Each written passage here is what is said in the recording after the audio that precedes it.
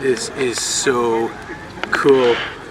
Wide body GT1 kit, manual swapped, rear wheel drive. You can see the extension down here. That is nuts. We've got ITBs, the individual throttle bodies just in there. You can kind of see them. Gigantic rear wing, and then Reiter is the place because Reiter Engineering did the GT1 kit on these. Got the GT1 rear diffuser, rear exhaust. This is nuts.